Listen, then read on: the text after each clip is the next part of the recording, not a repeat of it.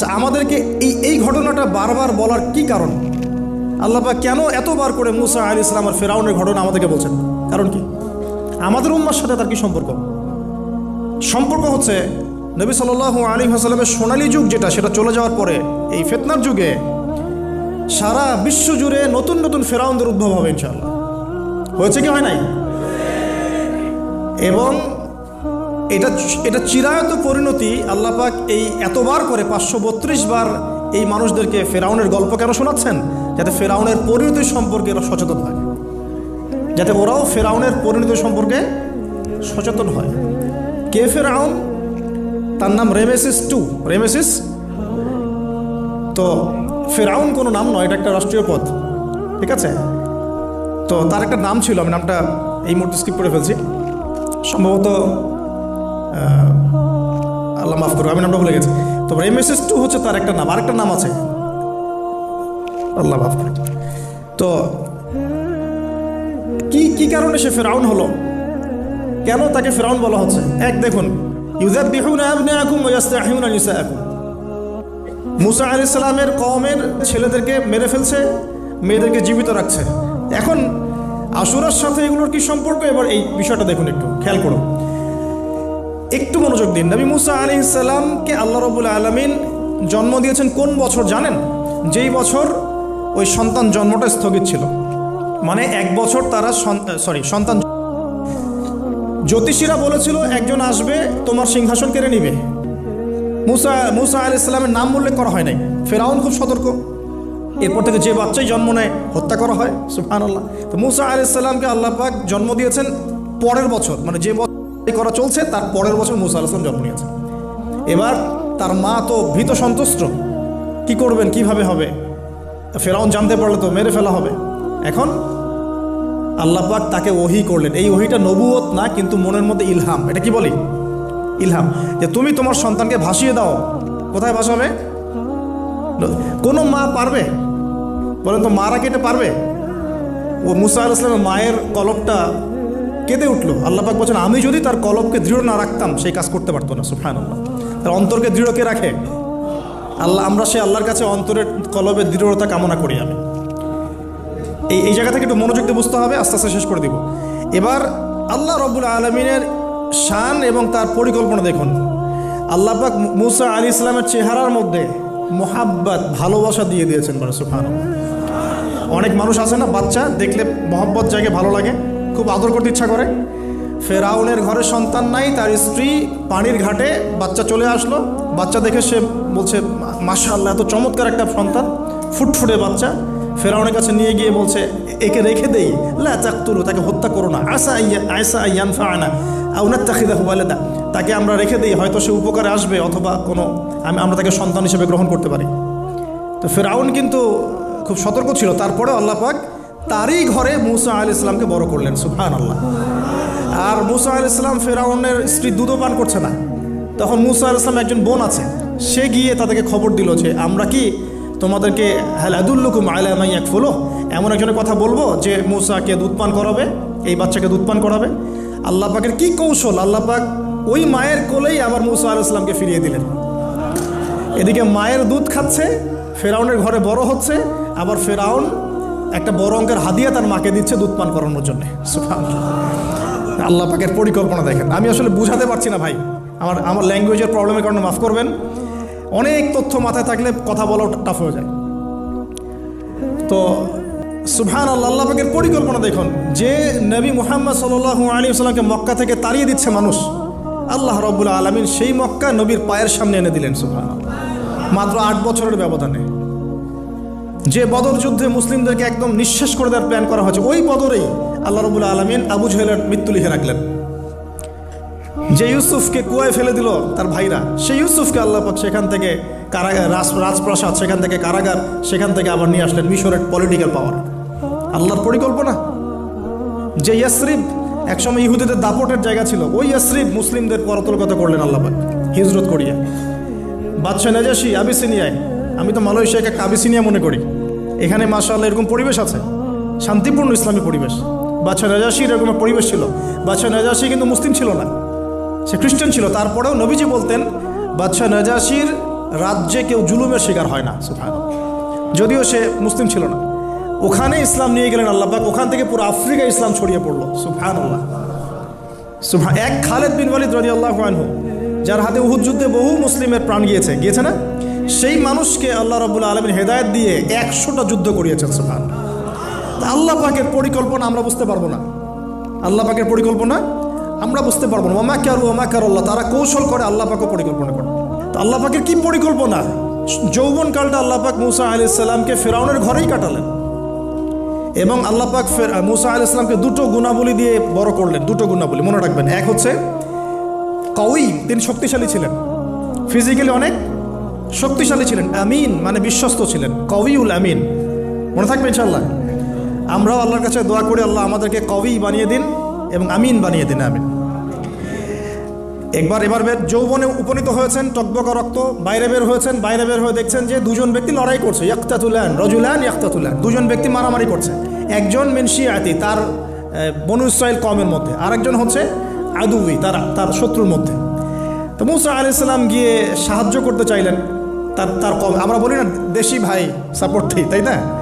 আচ্ছা, তো মুসা আলাইহিস সালাম গিয়ে সাপোর্ট দিতে গিয়ে শুনেন, ফাওয়াকাযাহু মুসা ফাকাদা আলাইহি, মুসা আলাইহিস সালাম মাত্র একটা ঘুষি দিয়েছেন, এক ঘুষিতেই ওই ব্যক্তি ডেড, স্পট ডেড। এই যে আমি গত একটা লেকচারে বলেছিলাম, চাইনিজ কন্টিনেন্টে যে মার্শাল আর্টসগুলো গড়ে উঠেছে এই কোরআন থেকে গড়ে উঠেছে। তার আগে ওদের সভ্যতা ছিল, সংস্কৃতি ছিল, ঠিক আছে। এক ঘুষিতে মানুষ মারা যায়, এটা কোরআন বলেছে। এক ঘুষিতে মানুষ মারা যায়, এটা কোরআন বলেছে। ওরা এখন রিসার্চ করে বের করে যে 6টা-7টা স্পট আছে মানুষের দেহে, এক ঘুষিতে মানুষ মারা যেতে পারে। কোরআনকে আমরা মূল্যায়ন করি না, কিন্তু কোরআনকে সারা দুনিয়ার অমুসলিমরা মূল্যায়ন করে ওদের স্বার্থে তারা আমাদের কোরআনকে মূল্যায়ন করে, আমাদের হাদিসকে মূল্যায়ন করে। আমরা করতে চাই না, আল্লাহ মাফ করুক আমাদেরকে। আমরা কোরআন পড়তে চাই না, গবেষণা করতে চাই না, অর্থ বুঝতে চাই না, একটু আরবি ভাষা শিখতে চাই না, কোরআনের বালাগাত ডেইলি একটু তেলাওয়াত করবো এক পারা, সেটা করতে চাই না। আল্লাহ পাক আমাদেরকে মাফ করুক এবং কোরআনওয়ালা বানিয়ে দিন, আমিন। কথাগুলো বলার উদ্দেশ্য আপনাদেরকে আঘাত করা নয়, আমি জাস্ট আপনাদের কলবে একটু ধাক্কা দেওয়ার চেষ্টা করছি, যাতে করে আপনারা সবাই কোরআন তেলাওয়াত করেন ডেইলি এক পারা করে। আল্লাহ কবুল করে নেন। এবার আসুন দেখুন, এবার কি হলো, এটা ইন্টেনশনালি ছিল না, আনইনটেনশনালি মুসা আলাইহিস সালাম এখন কিন্তু মানে হত্যার অপরাধী হয়ে গেছে, তাই না? ফেরাউন তাকে ধরার জন্য বের হয়েছে দলবল নিয়ে, ওকে ধরতে হবে, এবার অ্যারেস্ট করতে হবে। তো একজন এসে পরামর্শ দিল যে তুমি এখান থেকে চলে যাও, তুমি এই মিশর থেকে চলে যাও, বের হয়ে যাও, নাহলে ফেরাউনের বাহিনী তোমাকে পেলে ধরে ফেলবে। এবার মুসা আলাইহিস সালাম চলে গেলেন কোথায়? মাদিয়ান। কোথায় বলেন? অনেক দূরে মাদিয়ান। মাদিয়ানে গিয়ে তার না আছে কোনো শেল্টার, না গার্ডিয়ান, না কোনো খাবার, না পানি, কিছুই নাই। ঠিক নবী সাল্লাল্লাহু আলাইহি ওয়াসাল্লামের সাহাবীরা হিজরত করেছেন আবিসিনিয়ায়, নবীজি হিজরত করেছেন একবার তায়েফে, ওখানে মার খেয়ে চলে আসতে হয়েছে না, মনে আছে? তায়েফের 3টা গোত্র ছিল, আব্দে ইয়ালাইল, আব্দে মাসউদ, হাবিব বিন আমর, এই 3 গোত্রের নেতা ছিল। এরা নবী সাল্লাল্লাহু আলাইহি ওয়াসাল্লামকে ছোট ছোট বাচ্চাদেরকে দিয়ে পিটিয়েছিল, নাউযুবিল্লাহ। তারপরে নবীজি বদদোয়া করেন নাই, ওখান থেকে চলে আসছেন মক্কায়। আমি গুছিয়ে বলছি শর্ট করে। তো এভাবে মুসা আলাইহিস সালামকেও হিজরত করতে হয়েছে। দেখেন, আবার নবীজিকে হিজরত করতে হচ্ছে মদিনায়।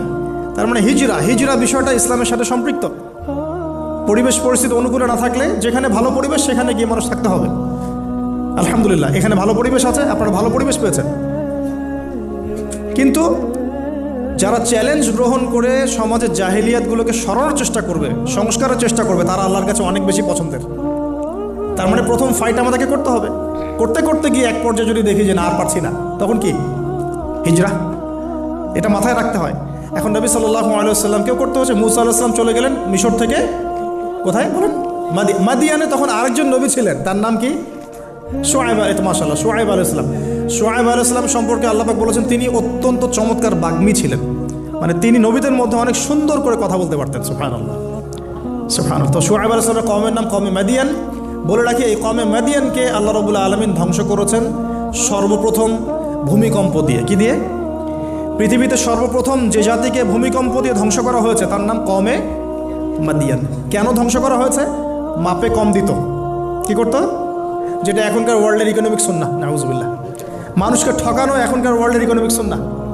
এবং এই মানুষকে ঠকানোর জন্য ইকোনমিক সেকশনে রিবা চালু করা হয়েছে। রিবা, সব জায়গায় রিবা, এভরি সিঙ্গল সেক্টর। যেটা under under the foundation of World Bank আর IMF। রিবা আছে কি নাই? আর আমরা তো রিবাটাকে এখন মনেও করি না যে মায়ের সাথে করছে। এটাই তো হাদিসের কথা, রিবার 70 শাখা আছে পাপের, 73 শাখা আছে পাপের, সর্বনিম্ন শাখা মায়ের সাথে করা না। বুঝলেন? তো এটা ইকোনমিক সুন্নাহ হয়ে গেছে না এখন, মানুষকে ঠকানো, মাপে কম দেওয়া, রিবা। আর আমরা তো মাশাআল্লাহ ঘুষ ছাড়া কিছু হয় না, দুর্নীতি ছাড়া হয় না, টেবিল পাসই হচ্ছে না। আল্লাহ মাফ করুক আমাদেরকে। তবে এগুলা আমাদের ইবাদতকে নষ্ট করে ফেলছে, কারণ হারাম রিজিক থাকলে ইবাদত দোয়া কবুল হয় না। আল্লাহ পাক আমাদেরকে হালাল খাওয়ার তৌফিক দান করুন। এখন প্রিয় ভাইরা, ওখানে গিয়ে কিচ্ছু নাই, নিঃস্ব অবস্থায় কি দোয়া করতে পারেন একজন মানুষ, এই দোয়াটা শিখে নেন, ইনশাআল্লাহ আপনার জীবনের সমস্ত সংকট কেটে যাবে ইনশাআল্লাহ। আমি নিজেও এই দোয়াটা বেশি বেশি করার চেষ্টা করি। দোয়াটা হচ্ছে, মুসা আলাইহিস সালাম একটা গাছের নিচে হেলান দিয়ে বসলেন, বসে দেখলেন দুজন মেয়ে দাঁড়িয়ে আছে দূরে, পানি নিতে পারছে না, লোকজন পানি নিয়ে যাচ্ছে, ওরা দাঁড়িয়ে আছে বেচারি। মুসা আলাইহিস সালাম গিয়ে বললেন, কি সমস্যা আপনাদের? এটা নিয়ে আপনারা আবার মেয়েদের সাথে কথা বলার চেষ্টা করেন, ঠিক আছে? তো মাহারাম গায়রে মাহারাম মেনে চলে। তারা বললেন যে আমাদের বাবা অনেক বৃদ্ধ মানুষ, আমরা পানি নিতে পারি না যতক্ষণ না আমাদের কম পানি নিয়ে চলে যায়। তো মুসা আলাইহিস সালাম তো একটু বললাম না, ফিজিক্যালি খুব স্ট্রং ছিলেন, থাকে না বডি বিল্ডার, সামনে গিয়ে কথা বলে সরো পানি নিতে দাও, তখন মানুষ একটু মূল্যায়ন করে না। তো মুসা আলাইহিস সালাম এভাবে পানি নিয়ে দিলেন এবং বাছুরদেরকে পানি পান করালেন, করিয়ে গাছের নিচে এসে বসে আছেন।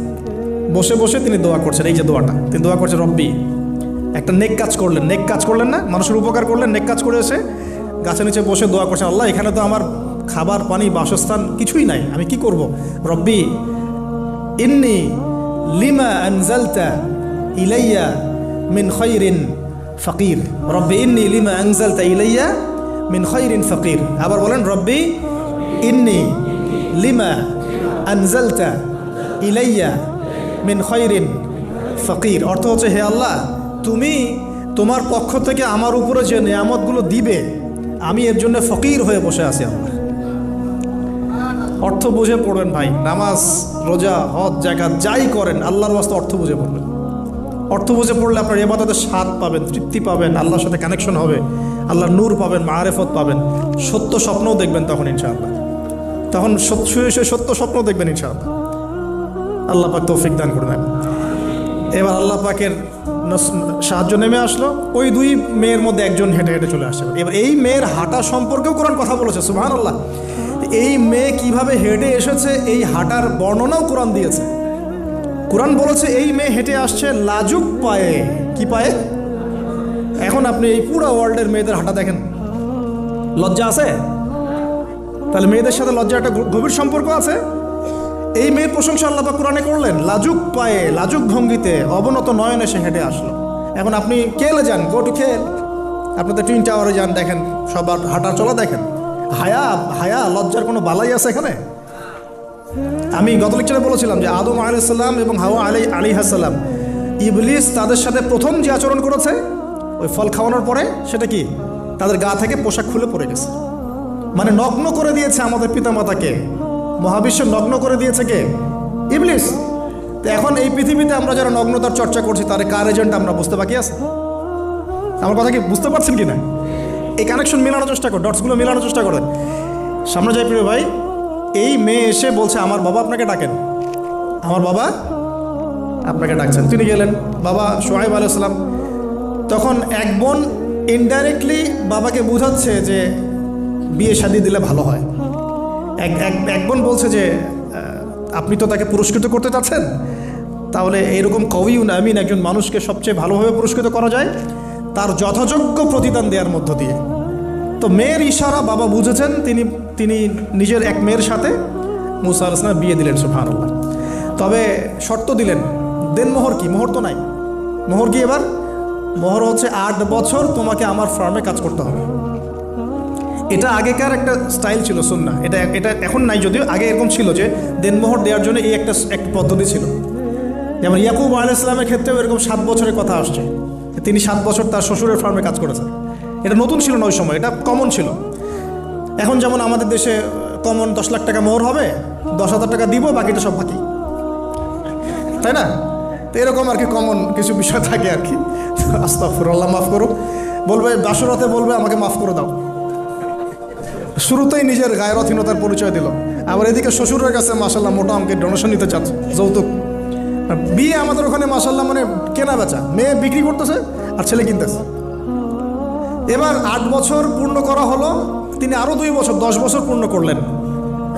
এই 10 বছরে মুসা আলাইহিস সালাম নববী পরিবেশ পেলেন, অভিভাবক পেলেন, স্ত্রী পেলেন, প্রেমময়ী সন্তান ইত্যাদি সব কিছু।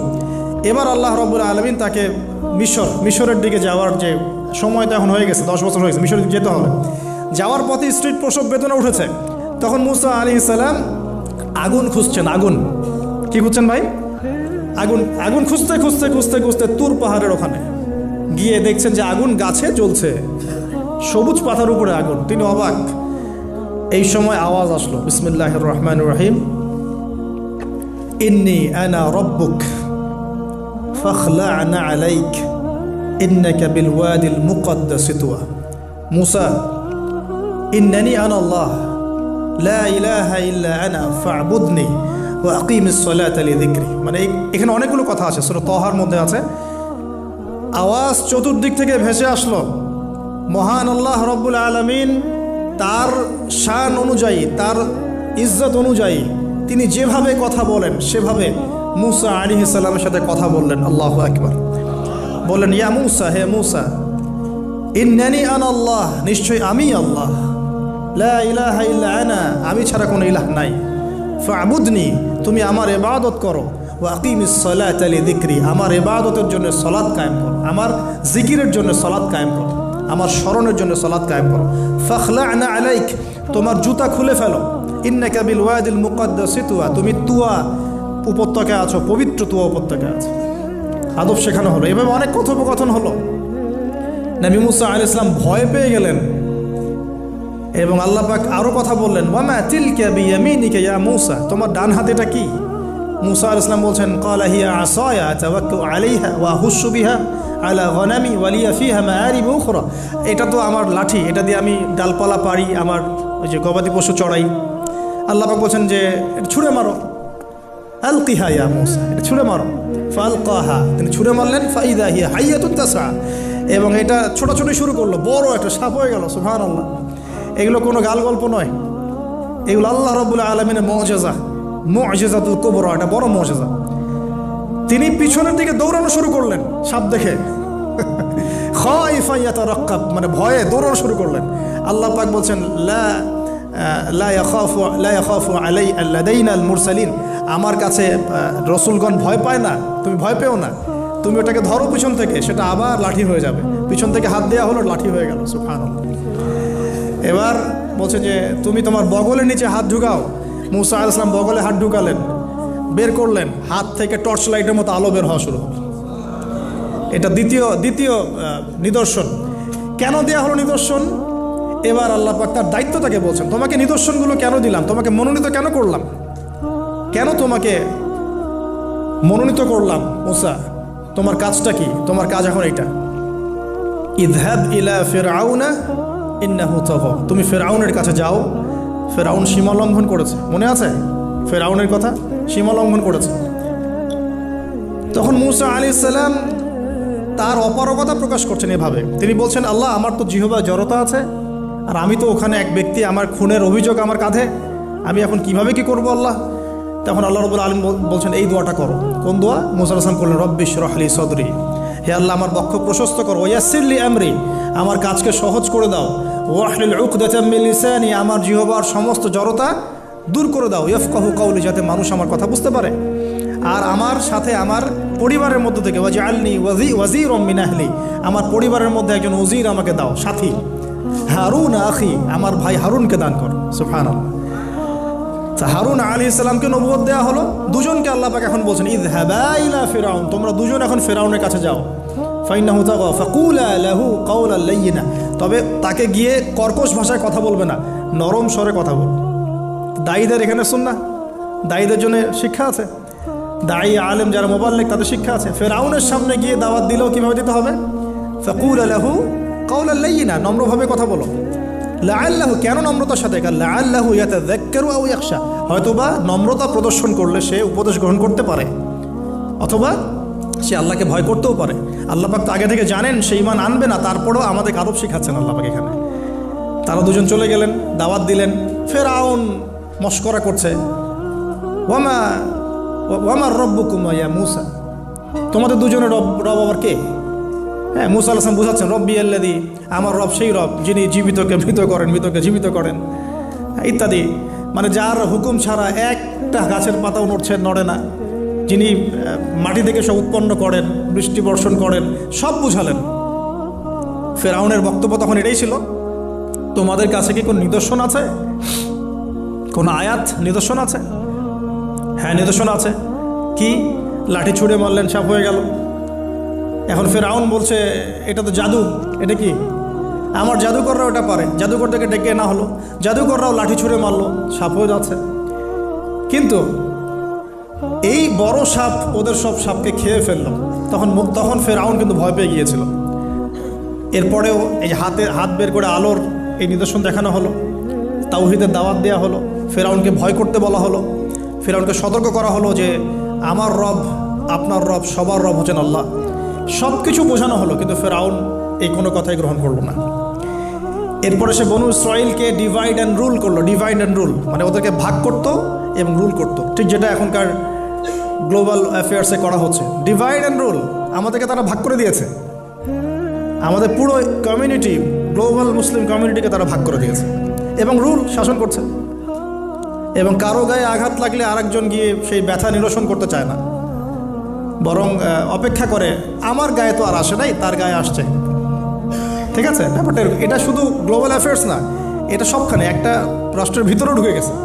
ওই ভাইকে বলছে বলুক, আমাকে তো আর কিছু বলে নাই, ওকে গায়েব করে ফেলুক, আমাকে তো আর কিছু করে নাই, ও ভিতরে গেছে, আমাকে তো কিছু বলে নাই। এই আচরণের কারণে আস্তে আস্তে আস্তে আস্তে মুসলিমদের শক্তি সব সংকুচিত হয়ে আসে। এটা নতুন কোনো বিষয় না, ফেরাউনের সুন্নত এটা, ডিভাইড অ্যান্ড রুল, যেটা ব্রিটিশরা করে গেছে সারা ওয়ার্ল্ডে।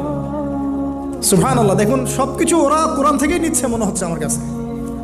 তো এখন একটা দুইটা না, নয়টা পরীক্ষা ফেরাউনকে করা হলো। মুসা আলাইহিস সালাম যখন বলেন, দোয়া করেন, তখন গজব উঠে যায়। ফেরাউন তখন এসে বলে যে ঠিক আছে, তুমি দোয়া করো, তাহলে আমরা বনু ইসরাইলকে ছেড়ে দিব। যখনই মুসা আলাইহিস সালাম দোয়া করে, গজব উঠে যায়, সে আর বনু ইসরাইলকে ছাড়ে না। এখন এভাবে 9টার বর্ণনা আসছে। একবার আসছে পঙ্গপালের শাস্তি, একবার আসছে ব্যাঙের শাস্তি, একবার আসছে মহামারীর শাস্তি, একবার আসছে উকুনের শাস্তি, একবার রক্তের নদী। এরকম 9টা আযাব আল্লাহ পাক দিয়েছেন কাদেরকে? এই ফেরাউনের সম্প্রদায়। সর্বশেষ, আমি লম্বা করলাম না, সর্বশেষ যেটা হয়েছে, কারণ আমি কনক্লুশনে কিছু পয়েন্ট বলবো। সবশেষে যেটা হলো, 20 বছর, কত বছর? প্রায় 20 বছর জুলুম করলো ফেরাউন দাওয়াত পাওয়ার পরে। প্রায় 20 বছর। দাওয়াত পাওয়ার আগের কথা তো বাদ, ইসলামের দাওয়াত পাওয়ার প্রায় 20টা বছর সে বনু ইসরাইলকে এভাবেই টর্চার করতে থাকলো। 9টা নিদর্শন আসলো, কোনোটাই সে গ্রহণ করলো না। এবং সর্বশেষ তার কল ছিল যে আমি ছাড়া তোমাদের কোনো রব আছে এটা আমি জানি না, নাউজুবিল্লাহ। এবং সূরা নাবার মধ্যে আল্লাহ বলেছেন যে ফেরাউন বলেছিল আনা রব্বুকুমুল আ'লা, আমি তোমাদের মহান রব, নাউজুবিল্লাহ। এই ছিল ফেরাউনের শেষ স্টেটমেন্ট। এবার মুসা আলাইহিস সালামকে নিয়ে চলে যাচ্ছেন মিশর থেকে। ফেরাউন দলবলে ধাওয়া করছে, সামনে সাগর আর পিছনে ফেরাউনের বাহিনী। মুসা আলাইহিস সালাম এখানে বনু ইসরাইলকে নিয়ে একটা রিম রক বলি আমরা, যেটা পাহাড়ে উঠতে সামনেও যেতে না পারে, পিছনেও যেতে না পারে, এরকম একটা অবস্থা। এই সময়ে মুসা আলাইহিস সালামের গোত্রের কিছু মানুষ বলেছিল যে ইয়া মুসা ইন্না লামুদরাকুন, হে মুসা আমরা তো ধরা পড়ে গেলাম, আমরা মনে হচ্ছে ধরা পড়ে গেলাম। এই অবস্থাতে মুসা আলাইহিস সালাম বলেছিলেন, একটু বোঝার চেষ্টা করেন, পিছনে ফেরাউনের বিশাল বাহিনী, সামনে সমুদ্র, যাওয়ার কোনো জায়গা নাই, একদম কোনো জায়গা নেই, খালি চোখে কোনো জায়গা দেখা যাচ্ছে না। ওই সময় খালি চোখে, বাহ্যিক চোখ দিয়ে কোনো উপায় দেখা যাচ্ছে না। বাহ্যিক চোখে ওই সময় কোনো উপায় দেখা যাচ্ছে না নিষ্কৃতির, নাজাতের। ঠিক এখন সারা ওয়ার্ল্ডে বাহ্যিক চোখে মুসলিমদের নাজাতের কোনো পথ দেখা যাচ্ছে না। বাহ্যিক চোখ দিয়ে কি করবে মুসলিমরা? খালি পড়াশোনা করবে, না কমিউনিটি করবে, না জিহাদ করবে, নাকি তাগুতের এগেনস্টে লড়বে? কি করবে মুসলিমরা? নাকি সারাদিন বসে বসে মসজিদে তাসবিহ টিপবে আর নামাজই পড়বে? কি করবে মুসলিমরা? বাহ্যিক চোখ দিয়ে এখানেও কোনো ফয়সালা দেখা যাচ্ছে না। তখন আল্লাহ রাব্বুল আলামিন মুসা আলাইহিস সালামকে একটা পরীক্ষাও নিলেন। একজন বলছে ইন্নালা মুদরাকুন, আমরা ধরা পড়ে গিয়েছে। মুসা আলাইহিস সালাম তখন বলছেন দৃঢ় চিত্তে, কাল্লা কাল্লা, কখনো না, ইন্না রব্বি মাইয়া সাইয়াহদিন, নিশ্চয়ই আমার রব আমার সাথে আছেন, তিনি আমাকে পথ দেখাবেন। সুবহানাল্লাহ। তাহলে আজকেও মুসলিমদের সারা ওয়ার্ল্ড ওয়াইড এই চেতনাই থাকা উচিত যে কাল্লা, কখনো না, আল্লাহ ইন্না রব্বুনা মা'ানা, নিশ্চয়ই আমাদের রব আমাদের সাথে আছেন, তিনি আমাদেরকে পথ দেখাবেন ইনশাআল্লাহ। এই পথই আমরা চাই, ইহদিনাস সিরাতাল মুস্তাকিম, তাই না? সিরাতাল লাযিনা আন'আমতা আলাইহিম গায়রিল মাগদুবি আলাইহিম ওয়ালাদ-দাল্লিন। এই বাস, যখন আপনি পুরো দমে আল্লাহর উপর তাওয়াক্কুল করে ফেলবেন, তখনই তো আল্লাহ রাব্বুল আলামিনের নুসরা নেমে আসবে। বদরের মাঠে নবী সাল্লাল্লাহু আলাইহি ওয়াসাল্লাম হাত তুলে দোয়া করছে, আল্লাহ এই 313 জন মুসলিম যদি আজকে শেষ হয়ে যায়, ইসলামের নাম নেওয়ার কেউ থাকবে না। দোয়া করতে করতে চাদরটা পর্যন্ত পড়ে গেল। আবু বকর সিদ্দিক দৌড়ে এসে চাদর উঠাই দিলেন, দিয়ে কান্না জড়িত কণ্ঠে বলছেন, হাসবুক ইয়া রাসূলুল্লাহ, যথেষ্ট হয়েছে আল্লাহ রাসূল, যথেষ্ট হয়েছে, আর দোয়া করার দরকার নেই, ইনশাআল্লাহ আল্লাহ সাহায্য নেমে আসবে। আল্লাহ পাকের সাহায্য নেমে আসলো, হাজার হাজার ফেরেশতা আল্লাহ নামিয়ে দিলেন বদরের মাঠে। আপনি দেখুন যে সুবহানাল্লাহ, নবী সাল্লাল্লাহু আলাইহি ওয়াসাল্লাম হিজরত করছেন আবু বকর সিদ্দিককে সাথে নিয়ে, মনে আছে গারে সাওরের ঘটনা, সবাই ঘিরে ফেলেছে, এমনকি নিচ থেকে উপরে ওদের পা দেখা যাচ্ছে। আবু বকর সিদ্দিক বলছেন যে ইন্না মুদরাকুন, আমরা ধরা পড়ে গেলাম ইয়া রাসূলুল্লাহ।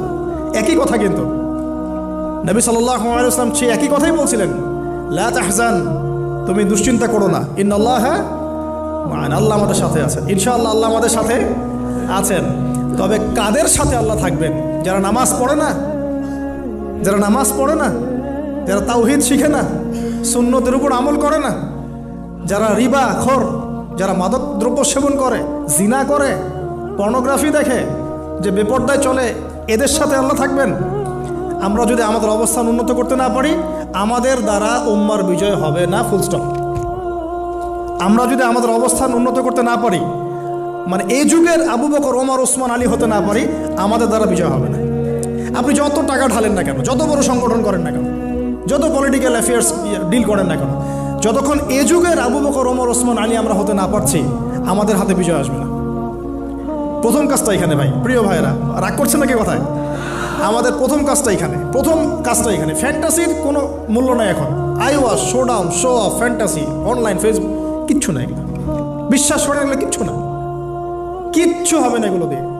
কনস্ট্রাকটিভ কাজ না থাকলে, ইমান, আমল, তাওহীদ, সুন্নাহ, সেরকম জজবা, সেরকম ইউনিটি, আল্লাহর পথে মাল খরচের প্রেরণা, মুসলিমদেরকে সহযোগিতা করার বড় মানসিকতা, একটা ব্রড মাইন্ডেড চিন্তা ভাবনা, এগুলো না থাকলে কখনো সম্ভব হবে। এখানে সাহায্য নেমে আসছিল না? ওই গারে শহরে কি তারা ধরা পড়েছিলেন? লা তাহজান ইন্নাল্লাহা মা'ানা, ভয় পেও না, আল্লাহ আমাদের সাথে আছেন। আল্লাহ কি সাথে ছিলেন না? ঠিক একই কথা মুসা আলাইহিস সালাম বলছেন, কাল্লা, কখনো না, ইন্না রব্বি মাইয়া সাইয়াহদিন, আমার রব আমার সাথে আছেন, আমার রব আমার সাথে আছেন, তিনি আমাকে পথ দেখাবেন ইনশাআল্লাহ।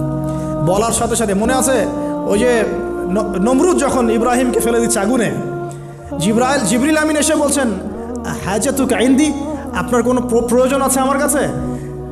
ইব্রাহিম আলাইহিস সালাম আগুনে পড়তে পড়তে বলছেন, হাসবি আল্লাহ ওয়া নি'মাল ওয়াকিল, আল্লাহ আমার জন্য যথেষ্ট, তিনিই আমার উত্তম অভিভাবক, দরকার নেই।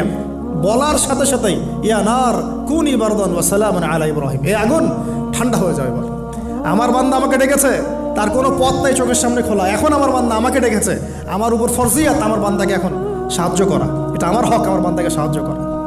ওয়া কানা হাক্কান আলাইনা নুনজিল মুমিনিন, আমার হক হচ্ছে, আল্লাহ বলছেন আমার হক মুমিন বান্দাদেরকে নাজাত দেওয়াটা আমার হক। সুবহানাল্লাহ।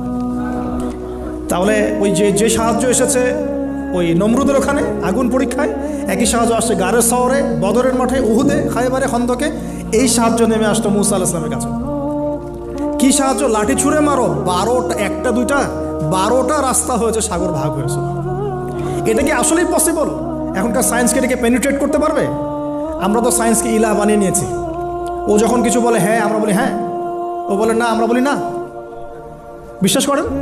ও যখন সায়েন্স যখন কোনো কিছুকে বলে হ্যাঁ এটা ঠিক, আমরা বলি ঠিক ঠিক ঠিক। যখন সায়েন্স বলে এটা বেঠিক, আমরা বলি না বেঠিক বেঠিক। আমরা কোরআন হাদিসকে সায়েন্স দিয়ে মূল্যায়ন করছি। সুবহানাল্লাহ। এখন নামাজ পড়তে গেলে মানুষ সায়েন্টিফিক ব্যাখ্যা খুঁজে, রোজা রাখা সায়েন্টিফিক ব্যাখ্যা খোঁজে। ব্যাখ্যা থাকতে পারে, আমার জানার দরকার নাই তো। আমাকে আল্লাহ হুকুম করেছেন, এটাই আমার কাজ। ব্যাখ্যা থাক না থাক সেটা আমার জানার দরকারও নাই। হ্যাঁ, থাকতে পারে, নাও থাকতে পারে, সব আমার বুঝে আসবে না, কিছু আসবে কিছু আসবে না। আমরা কোনো কোনো ক্ষেত্রে এটাকে টেকনোলজিকে আমাদের ইলাহ বানিয়ে নিচ্ছি। আপনি বিশ্বাস করেন, আমি আল্লাহর কসম করে বলছি, আজকে যদি নাসা বলে যে পৃথিবী থেকে লক্ষ কোটি আলোকবর্ষ দূরে একটা গ্রহের সন্ধান পাওয়া গেছে, ওখানে হুরপড়ি আছে, সোনা দানা আছে, মাটি হচ্ছে মিশকের আম্বরের, এই সেই, মানুষ বিশ্বাস করবে হ্যাঁ এরকম কোনো গ্রহ থাকতে পারে? বিশ্বাস করবে কি না? অনেস্টলি বলেন। আল্লাহ পাক কোরআনে 1400 বছর আগে বলেছেন, তার আগের ধর্মগ্রন্থেও বলেছেন জান্নাত আল্লাহ সৃষ্টি করেছেন। মানুষ বিশ্বাস করে না। নাস্তিকরা বলে, টিটকারি মারে নাস্তিকরা, মৌলবাদীরা মোল্লাটা কি বলে, এই যুগে এগুলো বিশ্বাস করে মানুষ। নাউজুবিল্লাহ। নাসা যদি বলে বহু দূরে একটা গ্রহ আছে বিশাল বড়, ওখানে একটা পাথর ফেললে নিচে যেতে 70,000 বছর সময় লাগবে, মানুষ বলে হ্যাঁ এমন কোনো গ্রহ থাকতে পারে? নাম দিয়ে দিবে একটা XYZ dot dot dot dot, দিল একটা কিছু, এরকম নাম হয় না, KLR কি নাম দিয়ে দিল একটা। তো আল্লাহ পাক জাহান্নামের কথা বলছেন, মানুষ বিশ্বাস করে না। তো প্রিয় ভাইরা, এই জায়গায় সায়েন্স ব্যাখ্যা করতে পারবে না। 12টা রাস্তা হয়ে গেছে, 12টা গোত্র পার হয়ে গেল। ফেরাউন দলবল নিয়ে পার হতে চাচ্ছে, আল্লাহ রাব্বুল আলামিন ওই জায়গায় ডুবিয়ে দিলেন। সুবহানাল্লাহ। ডোবার সময় ফেরাউন ঈমান এনেছিল, এটা অনেকে আমরা জানি না, কিন্তু ডোবার সময় ফেরাউন বলছে আমানতু বিরব্বি হারুন ওয়া মূসা। এই জায়গা থেকে আমি কনক্লুশনের দিকে যাব, একটু মনোযোগ দিন। ফেরাউন বলছে আমানতু বিরব্বি হারুন ওয়া মূসা, কখন বলছে? ডোবার সময়। ওই সময়ে ফেরেশতারা তার মুখে কাদা নিক্ষেপ করছিলেন, এটা হাদিসে আসছে। কারণ কাফের, ফাসেক, জালেম, এরকম মুনাফিক মৌতের সময় ফেরেশতারা মুখের উপরে প্রচণ্ড জোরে আঘাত করতে থাকে। আল্লাহ আমাদেরকে হেফাজত করুন। পিঠের পিছনে, চেহারায়, কপালে। সূরা মুহাম্মদ পড়ে দেখুন, ইয়াদরিবুনা উজুহাহুম ওয়া আদবারহুম। ফেরাউনকে এই কাজ করা হচ্ছিল, কিন্তু তখনও জিবরিল আমিন তখনও তিনি একটু কনসিয়াস, যদি এখন আল্লাহ তার তওবা কবুল করে ফেলে। সুবহানাল্লাহ। তাহলে আমরা কেন তওবা করতে দেরি করছি? আজকে থেকে জীবনটাকে ঢেলে সাজাবো ইনশাআল্লাহ। আল্লাহ তৌফিক দান করুন। নিজের জীবন, নিজের ছেলে মেয়েদের জীবন, নিজের পরিবারের জীবন, আমাদের সমাজের জীবন, এবং বড় স্বপ্ন দেখব, আল্লাহর জমিনে দিন কায়েম করব, তারপর মরবো ইনশাআল্লাহ। আল্লাহ কবুল করুন, আমিন। এবার আসুন ভাই, আল্লাহ পাক তওবা কবুল করলেন না। আল্লাহ পাক বললেন আল আন, এখন, আল আন, এখন, আল আন, এখন, লাকাদ আসাইতা মিন ক্বাবল, এর পূর্বে তুমি তো সারা জীবন আমার অবাধ্যতা করে গিয়েছো। আজকে কি করব শোনো, আল ইয়াউমা নুনাজ্জিকা বিবাদানিক, আজকে তো আমি তোমাকে ক্ষমা করছি না, বরং আজকের থেকে আমি তোমার এই যে বডি, তোমার দেহ বাদান, এটাকে প্রিজার্ভ করব, সংরক্ষণ করব। কেন সংরক্ষণ করব? এই বডিটা কোথায় আছে ভাই এখন? ফ্রান্সে না মিশরে? আচ্ছা, এখন মিশরে না? আচ্ছা, আমি মাঝখানে শুনেছিলাম এটা রিসার্চের জন্য মনে হয় ফ্রান্সে নেওয়া হচ্ছে, মেবি। আমি ভাবছিলাম, পারিবারিক মিটিংয়ে বলছিলাম যে এই সভ্যতাটা একদিন ধ্বংস হয়ে যাবে, দেখে নিন। এই সিভিলাইজেশনটা একদিন ধ্বংস হয়ে যাবে, দেখে নিন। যারা ফেরাউনকে মানে রাষ্ট্রীয় মর্যাদা দেওয়ার চেষ্টা করতেছে। আস্তাগফিরুল্লাহ, আল্লাহ মাফ করো। কেন তোমার দেহটাকে আমি সংরক্ষণ করলাম? আল ইয়াউমা নুনাজ্জিকা বিবাদানিকা, তোমার দেহটাকে আজকে আমি প্রিজার্ভ করে রাখবো। কেন? লিতাকুনা লিমান খালফাকা আয়া, তোমার এই যে ডেথ, এর পরে যত ফেরাউন পৃথিবীতে আসবে, তোমার মতো যত মানুষ পৃথিবীতে আসবে, তাদের সবার জন্য তুমি হবে নিদর্শন, আইডল। তাহলে ফেরাউনের বডিটাকে প্রিজার্ভ করা হয়েছে কেন ভাই? যাতে ফেরাউনি চরিত্র যাদের মধ্যে আছে তাদেরকে আল্লাহ পাক এর মধ্য দিয়ে শিক্ষা দিতে পারে, জাস্ট এতটুকু। এছাড়া কোনো কারণ আছে? এটা কি আমাদের দেখার কোনো বিষয়? বরকত আছে কোনো? সুবহানাল্লাহ। এখন আপনাকে আমি একটু কনক্লুশনের দিকে নিয়ে আসি। মানুষ জানতো না এই বডিটা কোথায় আছে। সাহাবীদের যুগে কি বডি বের হয়েছিল? মুরাদ ভাই, সাহাবীদের যুগে কি বডিটা বের হয়েছিল? তাবেঈনদের যুগে, 4 ইমামের যুগে, ইমাম বুখারী, মুসলিম, তিরমিজি, নাসাই, ইবনে মাজাহ, আবু দাউদ, তাদের যুগে, উমাইয়া খেলাফতে, উমাইয়া খেলাফত 93 ইয়ার্স, আব্বাসীয়দের সময় প্রায় 550 বছর। এই 550 বছরও আসছিল? আসে নাই। ফাতেমি সাম্রাজ্য চলে গেছে, কর্ডোভার ইসলামিক সাম্রাজ্য চলে গেছে, মোগলদের সময় চলে গেছে, এই তো আফগানদের সময় চলে গেছে, ইভেন অটোমান এম্পায়ার, এই যে উসমানীয় খেলাফত আর্তুগরুল গাজীর ছেলে উসমানের হাত দিয়ে, এই যে প্রায় কত বছর, প্রায় তো এটা 500 বছর মতো হবে না, 500 বছর প্লাস মাইনাস, এই সময়গুলো, এই যে প্রায় আমরা 1445 হিজরির কথা বললাম, আপনি 1300 হিজরি, 1300 প্লাস হিজরিতে আপনি এই বডিটা পাবেন না, আমরা দেখি নাই, বিশ্ববাসী দেখে নাই। ইংরেজি কত সনে এটা আবিষ্কৃত হলো, কে উদ্ধার করলো, কোত্থেকে আসলো? আমি ছোটোখাটো ভাঙাচোরা গবেষণা করে দেখেছি 1897 সালের দিকে এটা হয়েছে, পাওয়া গেছে 1897 সালের দিকে। আর এটাকে প্রিজার্ভ করে করে আরও প্রমাণ করা হয়েছে, প্রমাণ করতে সময় লেগেছে, এটা সেই রেমেসিস II এরই মমি, এটা সময় লেগেছে আরও প্রায় 10-15 বছর, প্রায় 1912 সাল ধরা হয়। 1912 সাল থেকে এটা প্রমাণিত হয়েছে এটাই সেই ব্যক্তির মমি। কোন ব্যক্তি? ফিরআউন, যে এই পৃথিবীর সবচেয়ে বড় কাফের, সবচেয়ে বড় জালেম, সবচেয়ে বড় ফাসেক, সবচেয়ে বড় মুনাফিক, সবচেয়ে বড় আল্লাহদ্রোহী। আর আল্লাহ পাক তাকে কেন রেখেছেন? লিতাকুনা লিমান খালফাকা আয়া, যাতে তুমি তোমার পরবর্তীদের জন্য নিদর্শন হতে পারো। That's all. তাহলে আমরা পেলাম কবে? 1897 অথবা প্লাস মাইনাস 1912। এখন আপনাকে আমি বলি 1912-এর পর থেকে সারা ওয়ার্ল্ডে কী হয়েছে দেখুন। 1912, 1917-এর পর থেকে সারা ওয়ার্ল্ডে কি হয়েছে আপনি খেয়াল করবেন। অটোম্যানদের খেলাফা gone case, first world war Ottoman খেলাফা গন, চলে আসলো নতুন একটা রেভলিউশন, ইউরোপিয়ান রেভলিউশন। আমি বলি যে the first group of গগ and ম্যাগগ, specially আমি স্পেসিফিকলি বলি না, বলি যে এদের মধ্যে ইয়াজুজ আর মাজুজের খাসলত আছে।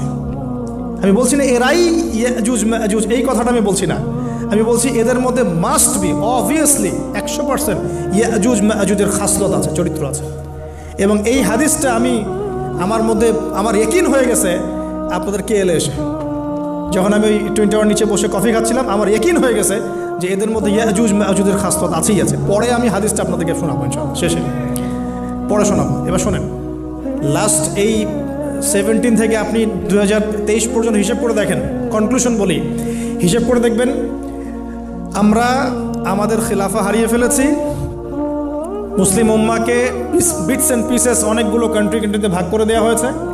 প্রত্যেকটা কান্ট্রির মধ্যে মাশাআল্লাহ সেকুলারিজম, ডেমোক্রেসি, ন্যাশনালিজম, কমিউনিজম ছড়িয়ে পড়েছে। ধর্মতাত্ত্বিক শিক্ষাগুলোকে কমানো হয়েছে। আপনার ইকোনমিক সেকশনে রিবাকে প্রমোট করা হয়েছে।